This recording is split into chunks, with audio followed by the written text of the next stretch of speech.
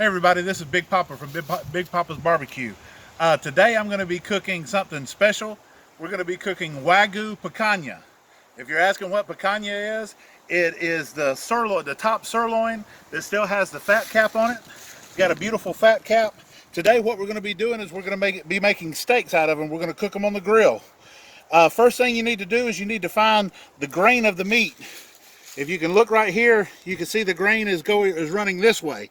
So what we're going to do, because we're cooking steaks, is we're going to cut with the grain. And you want to start off and you want to do about 1 to 1.5 inch cuts for the steaks. And you just slice it.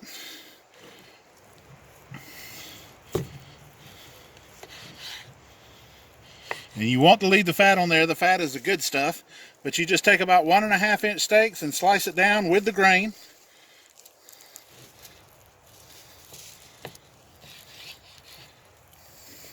Into these nice steaks.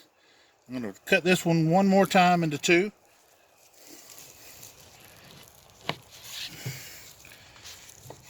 Then once you get them cut up, you want to season them. And since these are Wagyu, if you look right here, look at all the marbling that's in that Wagyu. This is a top quality beef, and it comes from Osley's Farms premium beef here in Bismarck, Arkansas. They ship nationwide all the way across America, and they have Prime Plus Wagyu, American Wagyu beef. But when you get ready to season this, it's already good. You don't need much seasoning. So all I'm going to do is take a little sea salt and put on each steak. Making sure you cover the whole side.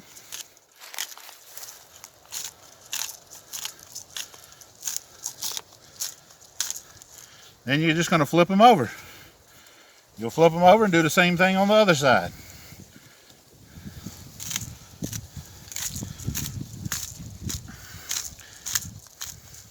Then after you get them all seasoned nice with the salt, what we're going to let these do is we're going to let these sit and rest as we get our grill ready. And now that we got the fire going, you set up for indirect cooking, indirect smoking. You put your smoke stone in. Go ahead and get your grill, your grate. Place it in.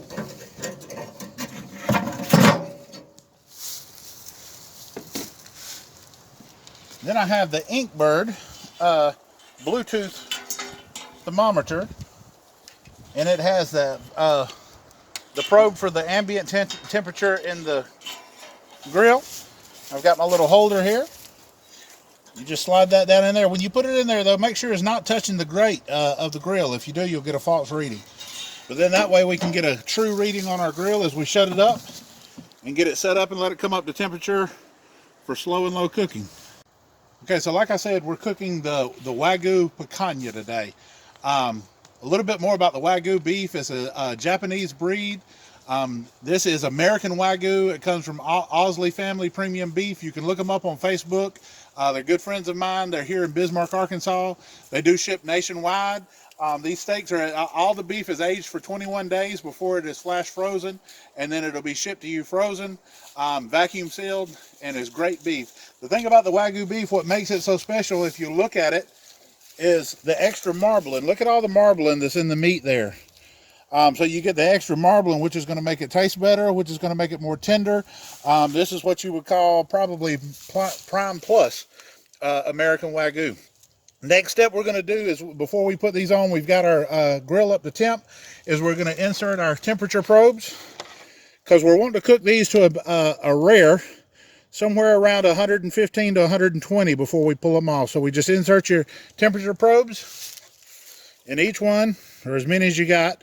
Like I said, I do have the Inkbird temp probes. It is a 4 probe. I have one for my ambient temperature in my cooker, and then I have 3 probes to put into the meat. So we've got those inserted. And what we'll do is we'll just keep an eye on the 2 that we don't have. So then the next step, of course, is just to come and put them on the grill. We're going to do them low and slow, right around 230 to 250 with a little smoke. And then we're going to do a reverse sear on them once they get up to about 115 to 120. So just place your meat on your grill.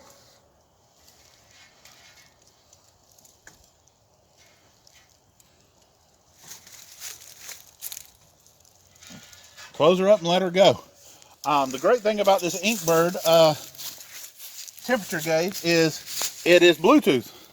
So you can go and sit down and enjoy yourself in the house, and it will tell you what your temps are. When it gets a temp, you can come outside and get them off the smoker.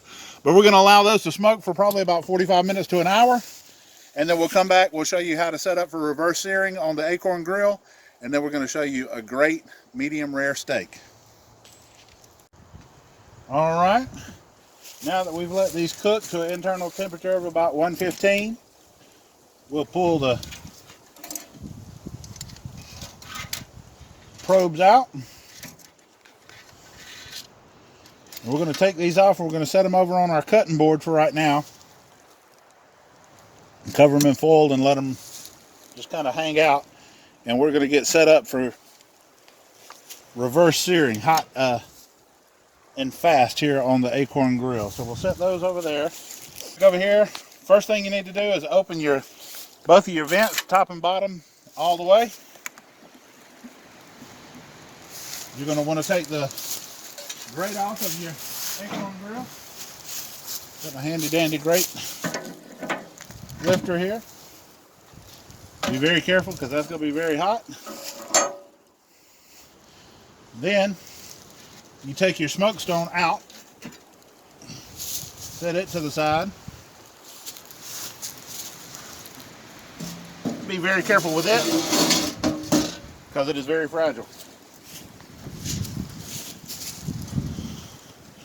Then you just take your grill,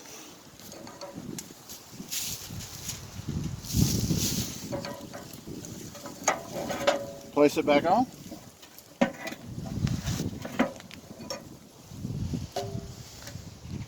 Close your top back up. You can put your ambient thermometer back in for your grill. Like I said, make sure it's not touching the grate or you will get a false reading. So just slide it back in there, close it back up. Then we're going to wait for the temperature to come up. It should come up to about 500 to 550, ready to sear these steaks. Okay, now that we got our grill up for a reverse seal up to about 550 degrees, we'll just take these steaks, place them right on there. You hear that sizzle, don't you? That's getting that sear on that meat, just like we want it. We're going to have these on there on each side for about 2 to 3 minutes. Let them get a good sear on both sides. And then we're going to cut them open and we're going to try them. I can't wait. All right. About 2 minutes on the first side. Flip these over. You're not worried about the fire because they're not going to be on there long enough for it to do anything. That's really what you're wanting, is that sear. So you just let it run wide open. Get those flipped over. Man, they are looking good. All right, we've been resting for 10 minutes. You can see the nice sear, the nice char on the outside. Now we're going to cut it up and see what we got on the inside. A beautiful medium rare. Lots of juice. And now we're going to try it. Oh my goodness, that's good. If you've never tried a picanha, I suggest doing it. Especially if you've never tried a Wagyu Picanha, I suggest getting in touch with Osley Family Premium Beef on Facebook and order you some.